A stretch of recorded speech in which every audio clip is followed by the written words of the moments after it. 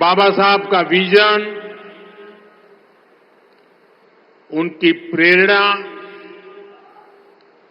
निरंतर विकसित भारत की यात्रा में हमें दिशा दिखा रही है। साथियों, यमुनानगर सिर्फ एक शहर नहीं, ये भारत के औद्योगिक नक्शे का भी अहम हिस्सा है। प्लाईवुड से लेकर पीतल और स्टील तक ये पूरा क्षेत्र भारत की अर्थव्यवस्था को मजबूती देता है। कपाल मोचन मेला, ऋषि वेदव्यास की तपोभूमि और गुरु गोविंद सिंह जी की एक प्रकार से शस्त्र भूमि। साथियों, ये अपने आप में एक गरिमा बढ़ाने वाली बात है। और यमुनानगर के साथ तो जैसे अभी मनोहर लाल जी बता रहे थे, सैनी जी बता रहे थे, मेरी कई पुरानी यादें जुड़ी हुई हैं।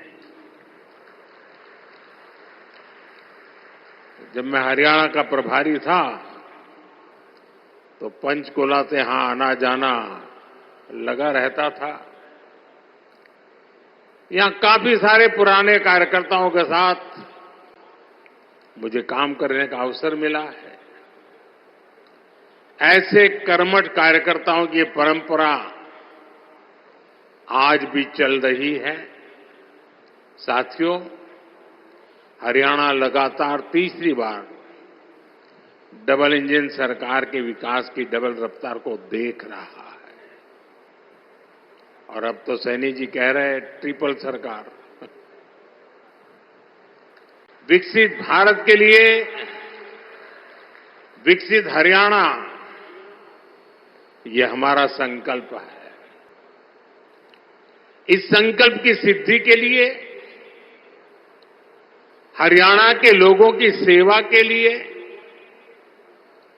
यहां के युवाओं के सपनों को पूरा करने के लिए हम ज्यादा स्पीड से, ज्यादा बड़े स्केल पर काम करते रहते हैं। आज यहां शुरू हुई विकास परियोजनाएं, ये भी इसी का जीता जागता उदाहरण है। मैं हरियाणा के लोगों को इस विकास परियोजनाओं के लिए बहुत बहुत बधाई देता हूं। साथियों, मुझे गर्व है कि हमारी सरकार बाबा साहब के विचारों को आगे बढ़ाते हुए चल रही है। बाबा साहब आंबेडकर ने उद्योगों के विकास को सामाजिक न्याय का मार्ग बताया था। बाबा साहब ने भारत में छोटी जोतों की समस्या को पहचाना था। बाबा साहब कहते थे कि दलितों के पास खेती के लिए पर्याप्त जमीन नहीं है, इसलिए दलितों को उद्योगों से सबसे अधिक फायदा होगा। बाबा साहब का विजन था कि उद्योगों से दलितों को ज्यादा रोजगार मिलेंगे और उनका जीवन स्तर ऊपर उठेगा। भारत में औद्योगिकरण की दिशा में बाबा साहब ने देश के पहले उद्योग मंत्री डॉक्टर श्यामा प्रसाद मुखर्जी के साथ मिलकर काम किया था। साथियों, औद्योगिकरण और मैन्युफैक्चरिंग के इस तालमेल को दीनबंधु चौधरी छोटू राम जी ने भी गांव की समृद्धि का आधार माना था।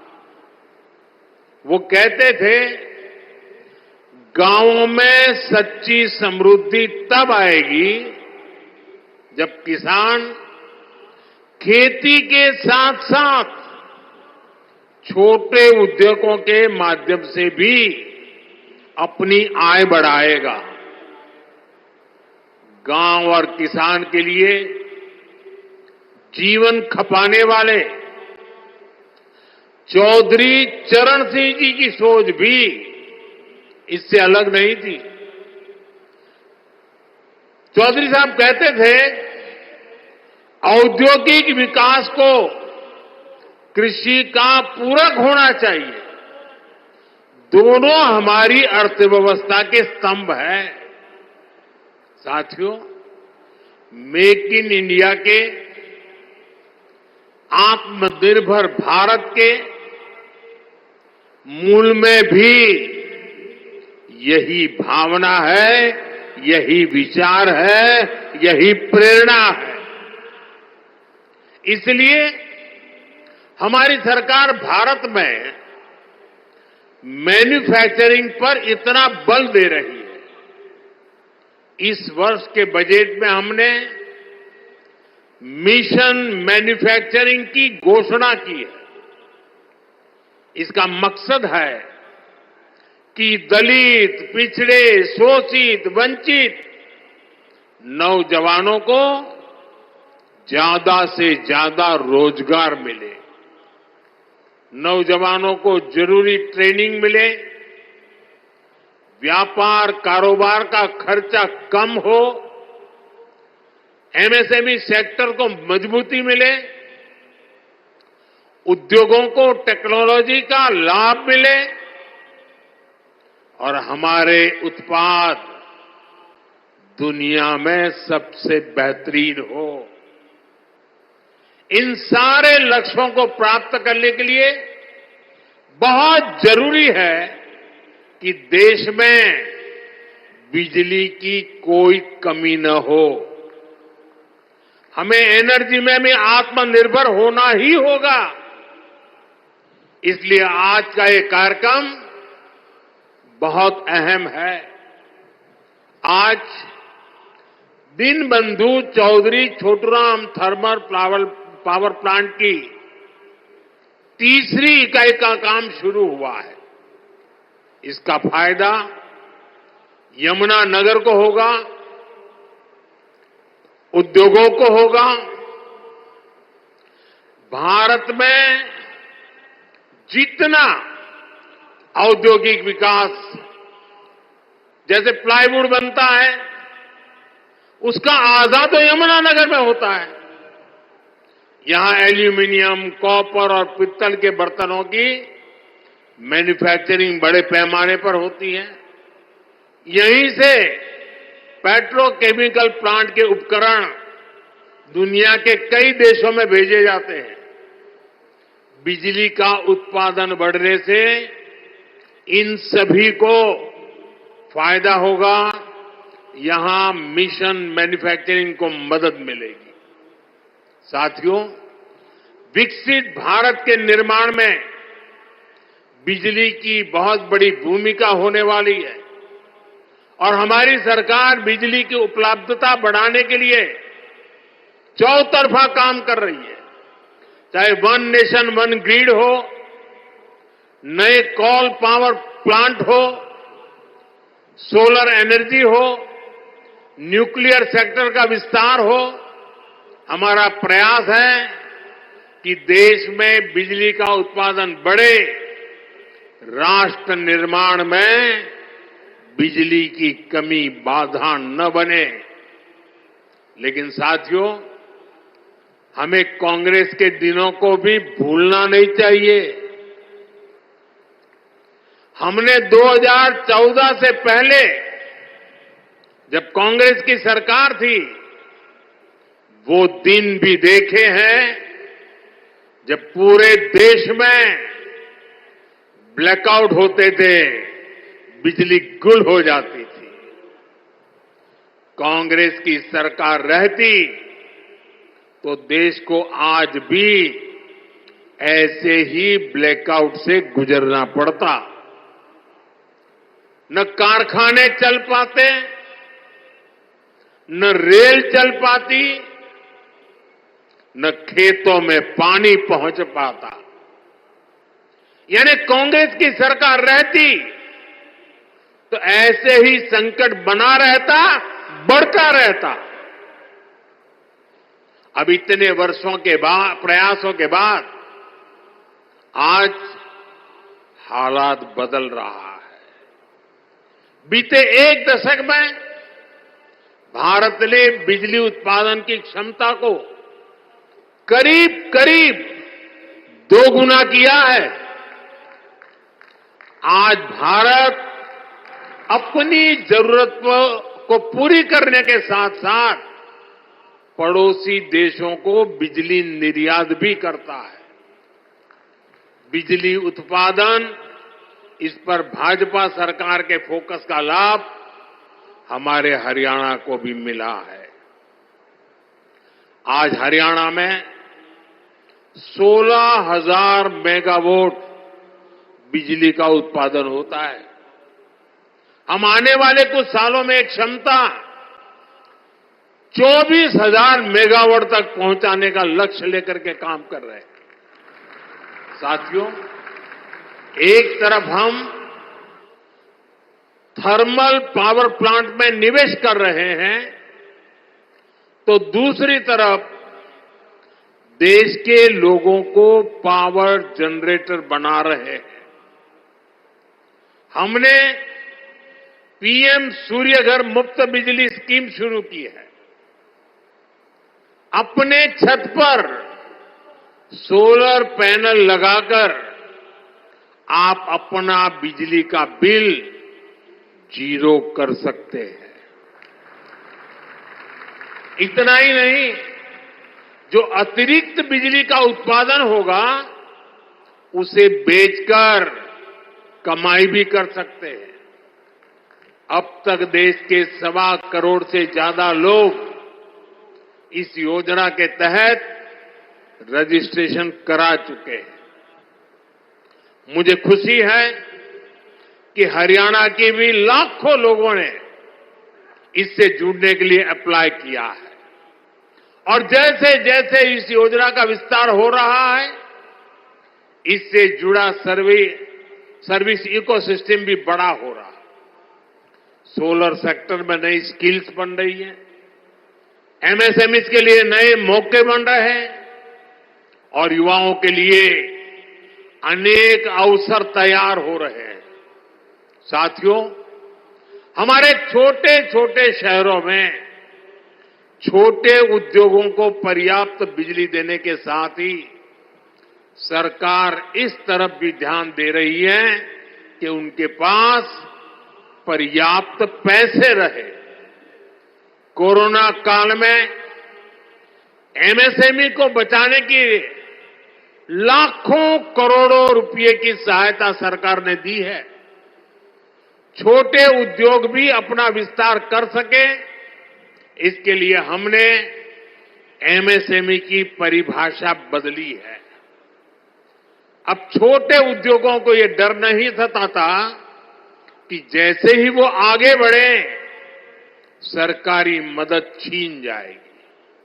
अब सरकार छोटे उद्योग के लिए स्पेशल क्रेडिट कार्ड की सुविधा देने जा रही है। क्रेडिट गारंटी कवरेज को भी बढ़ाया जा रहा है। अभी कुछ दिन पहले ही मुद्रा योजना को 10 साल पूरे हुए हैं। आपको जानकर के खुशी भी होगी और सुखद आश्चर्य भी होगा। मुद्रा योजना में पिछले 10 साल में देश के सामान्य लोग जो पहली बार उद्योग के क्षेत्र में आ रहे, कारोबार के क्षेत्र में आ रहे थे, उनको बिना गारंटी 33 लाख करोड़ रुपए, आप कल्पना कीजिए, 33 लाख करोड़ रुपए बिना गारंटी के लोन के रूप में दिए जा चुके हैं। इस योजना के 50% से भी ज्यादा लाभार्थी एससी, एसटी, ओबीसी परिवार के ही साथी हैं। कोशिश यही है कि ये छोटे उद्योग हमारे नौजवानों के बड़े सपनों को पूरा करें। साथियों, हरियाणा के हमारे किसान भाई बहनों की मेहनत हर भारतीय की थाली में नजर आती है। भाजपा की डबल इंजन की सरकार किसानों के दुख सुख की सबसे बड़ी साथी है। हमारा प्रयास है कि हरियाणा के किसानों का सामर्थ्य बढ़े। हरियाणा की भाजपा सरकार अब राज्य की 24 फसलों को एमएसपी पर खरीदती है। हरियाणा के लाखों किसानों को पीएम फसल बीमा योजना का लाभ भी मिला है। इस योजना के तहत लगभग 9,000 करोड़ रुपए से ज्यादा के क्लेम दिए गए हैं। इसी तरह पीएम किसान सम्मान निधि से 6,500 करोड़ रुपए हरियाणा के किसानों के जेब में गए हैं। साथियों, हरियाणा सरकार ने अंग्रेजों के जमाने से चले आ रहे आबियाना को भी खत्म कर दिया है। अब आपको नहर के पानी पर टैक्स भी नहीं देना पड़ेगा और आबियाने का जो 130 करोड़ रुपए से ज्यादा का बकाया था वो भी माफ हो गया है। साथियों, डबल इंजन सरकार के प्रयासों से किसानों को, पशुपालकों को आय के नए साधन मिल रहे हैं। गोवर्धन योजना, इसे किसानों के कचरे के निपटारे और उससे आय का अवसर मिल रहा है।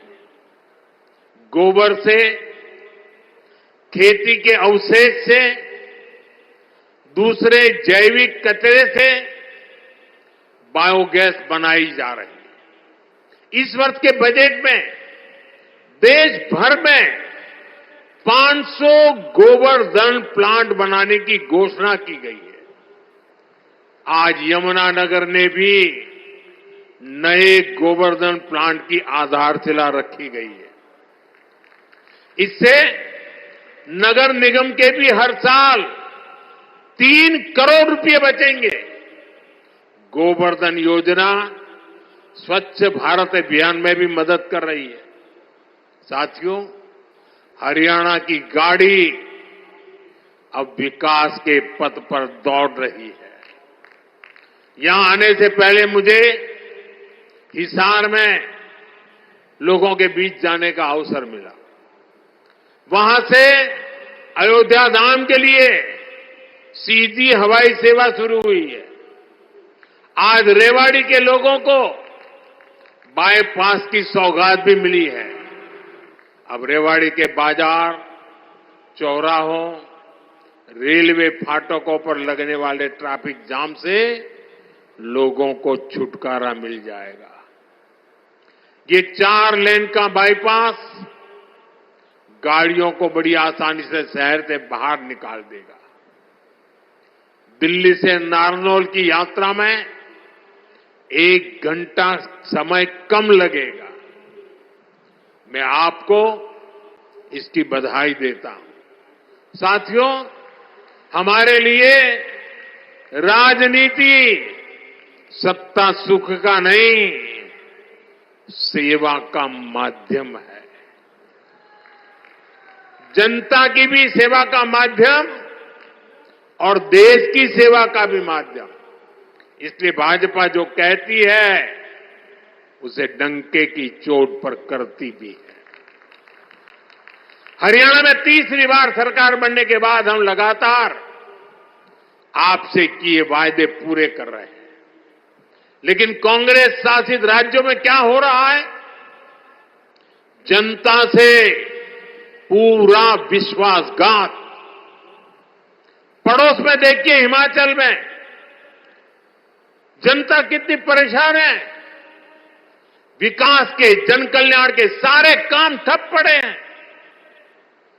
कर्नाटका में बिजली से लेकर दूध तक, बस किराए से लेकर बीज तक, हर चीज महंगी हो रही है। मैं सोशल मीडिया पर देख रहा था, कर्नाटका में कांग्रेस सरकार ने जो महंगाई बढ़ाई है, भांति भांति के टैक्स लगाए हैं। सोशल मीडिया में लोगों ने बड़ा आर्टिकुलेट किया है और उन्होंने कहा है, और ए टू जेड पूरी एबीसीडी और हर अक्षर के साथ कैसे कैसे उन्होंने टैक्स बढ़ाए, उसका ए टू जेड पूरा लिस्ट बना करके एक कर्नाटक की कांग्रेस सरकार की पोल खोल के रखी है। खुद वहां के मुख्यमंत्री के करीबी कहते हैं कि कांग्रेस ने कर्नाटका को करप्शन में नंबर 1 बना दिया। साथियों, तेलंगाना की कांग्रेस सरकार भी जनता से किए वादे भूल गई है। वहां कांग्रेस, वहां की सरकार जंगलों पर बुलडोजर चलवाने में व्यस्त है। प्रकृति को नुकसान, जानवरों को खतरा, यही है कांग्रेस की कार्यशैली। हम यहां कचरे से गोवर्धन बनाने के लिए मेहनत कर रहे हैं और वो बने बनाए जंगलों को उजाड़ रहे हैं। यानी सरकार चलाने के 2 मॉडल आपके सामने हैं। एक तरफ कांग्रेस का मॉडल है जो पूरी तरह झूठ साबित हो चुका है, जिसमें सिर्फ कुर्सी के बारे में सोचा जाता है। दूसरा मॉडल बीजेपी का है जो सत्य के आधार पर चल रहा है, बाबा साहब आंबेडकर ने दी हुई दिशा पर चल रहा है, संविधान की मर्यादाओं को सर आंखों पर चढ़ा के चल रहा है और सपना है विकसित भारत बनाने के लिए प्रयास करना। आज यहां यमुनानगर में भी हम इसी प्रयास को आगे बढ़ता देखते हैं। साथियों, मैं आपसे एक और अहम विषय की चर्चा करना चाहता हूं। कल देश ने वैशाखी का पर्व मनाया है। कल ही जलियांवाला बाग हत्याकांड के भी 106 वर्ष हुए हैं। इस हत्याकांड में अपनी जान गंवाने वालों की स्मृतियां आज भी हमारे साथ है। जलियांवाला हत्याकांड में शहीद हुए देशभक्तों और अंग्रेजों की क्रूरता के अलावा एक और पहलू है जिसे पूरी तरह अंधेरे में डाल दिया गया था। ये पहलू मानवता के साथ, देश के साथ खड़े होने के बुलंद जज्बे का है। इस जज्बे का नाम शंकरन नायर था। आपने किसी ने नहीं सुना होगा, शंकरन नायर का नाम नहीं सुना होगा, लेकिन आजकल इनकी बहुत चर्चा हो रही है। शंकरन नायर जी एक प्रसिद्ध वकील थे और उस जमाने में 100 साल पहले अंग्रेजी सरकार में बहुत बड़े पद पर विराजमान थे। वो सत्ता के साथ रहने का सुख, चैन, मौज सब कुछ कमा सकते थे, लेकिन उन्होंने विदेशी शासन की क्रूरता के विरुद्ध जलियांवाला बाग की घटना से व्यथित होकर मैदान में उतरे। उन्होंने अंग्रेजों के विरुद्ध आवाज उठाई। उन्होंने उस बड़े पद से लात मार करके इसे छोड़ दिया। केरल के थे, घटना पंजाब में घटी थी। उन्होंने जलियांवाला बाग हत्याकांड केस लड़ने का खुद ने फैसला किया। वो अपने दम पर लड़े, अंग्रेजी साम्राज्य को हिला कर रख दिया। जिस अंग्रेजी साम्राज्य का सूरज, जिनका सूरज कभी अस्त नहीं होता था, उसको शंकर नायर जी ने जलियांवाला हत्याकांड के लिए कोर्ट में कटघरे में खड़ा कर दिया। साथियों, ये सिर्फ मानवता के साथ खड़े होने का ही मामला भर नहीं है, ये एक भारत श्रेष्ठ भारत का भी बहुत उत्तम उदाहरण है। कैसे दूर सुदूर दक्षिण में केरल का एक व्यक्ति पंजाब में हुए हत्याकांड के लिए अंग्रेजी सत्ता से टकरा गया। यही स्पिरिट हमारी आजादी की लड़ाई की असली प्रेरणा है। यही प्रेरणा आज भी विकसित भारत की यात्रा में हमारी बहुत बड़ी ताकत है। हमें केरल के शंकरन नायर जी के योगदान के बारे में जरूर जानना चाहिए और पंजाब, हरियाणा, हिमाचल, यहां के एक एक बच्चे को जानना चाहिए। साथियों, गरीब, किसान, नौजवान और नारी शक्ति, इन चारों स्तंभों को सशक्त करने के लिए डबल इंजन सरकार निरंतर काम कर रही है। हम सभी के प्रयासों से हरियाणा जरूर विकसित होगा। मैं अपनी आंखों से देख रहा हूं, हरियाणा फलेगा, फूलेगा, देश का नाम रोशन करेगा। आप सभी को इन अनेक विकास कार्यों के लिए बहुत बहुत शुभकामनाएं। दोनों हाथ ऊपर करके पूरी ताकत से मेरे साथ बोलिए, भारत माता की, भारत माता की।